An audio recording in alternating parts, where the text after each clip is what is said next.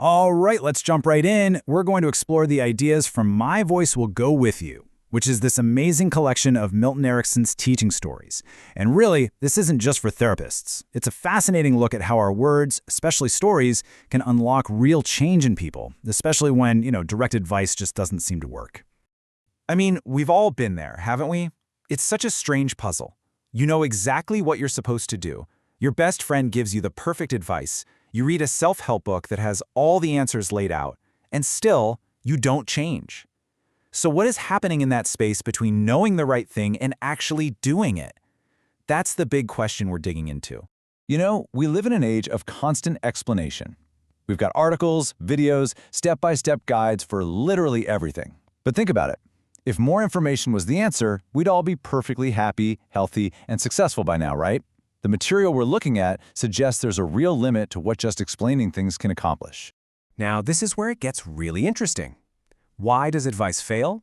Well, a lot of the time, direct advice feels like an attack. Our brain just instinctively puts up its defenses. And that resistance, it isn't just you being stubborn. It's often a protective mechanism. We're guarding something inside. So even if the advice is 100% true, it just kind of bounces off because, like the slide says, the soul just isn't ready to hear it that way.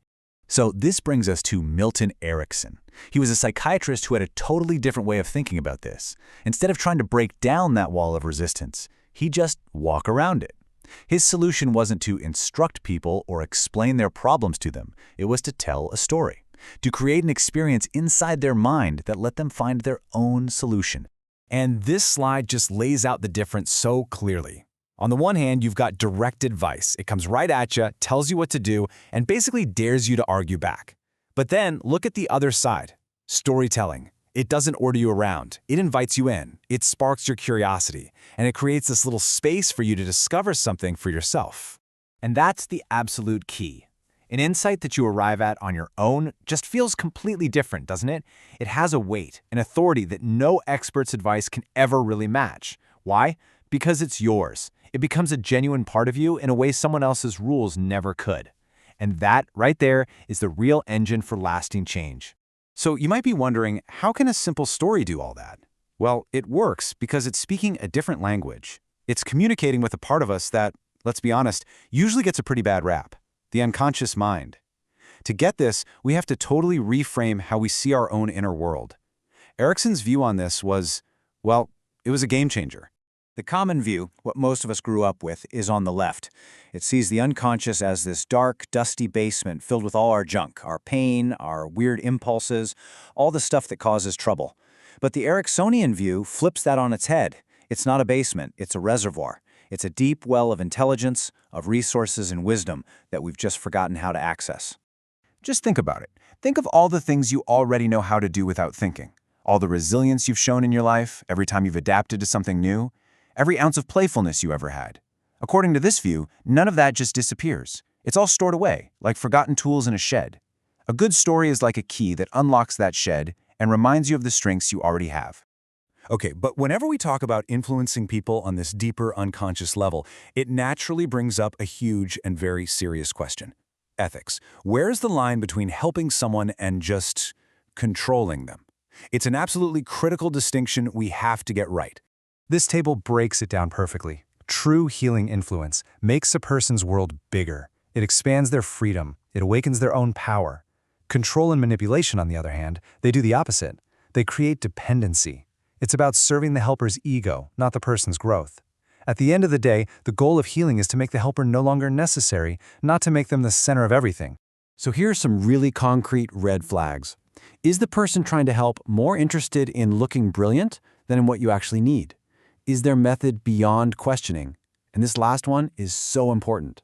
Do you walk away more impressed with them, or do you walk away more capable in your own life?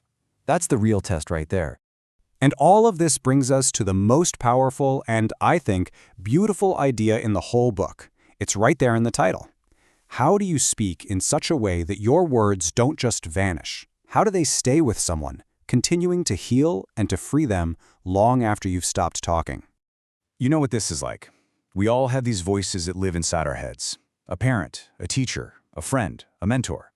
Their words echo. They shape the way we talk to ourselves for years. The goal here is to be conscious of that, to intentionally leave behind a voice that helps, a voice that empowers. And here is the crucial difference. The point is not to install a new boss in someone's head that orders them around. No, it's to leave a voice that gives permission, a voice that acts as a gentle reminder of what's possible. Because ultimately, that helpful voice from the outside, it's just a temporary bridge designed to awaken and strengthen a person's own inner voice. So whether you're a parent, a leader, a teacher, or just a friend trying to help someone, these are the principles. Talk about what's possible, not just what's broken. Give people words they can hold on to and use later, like a tool. And always, always protect their dignity. You want to awaken their sense of responsibility? Sure, but never by shaming them for who they are. When you boil it all down, it comes to this one simple, profound idea.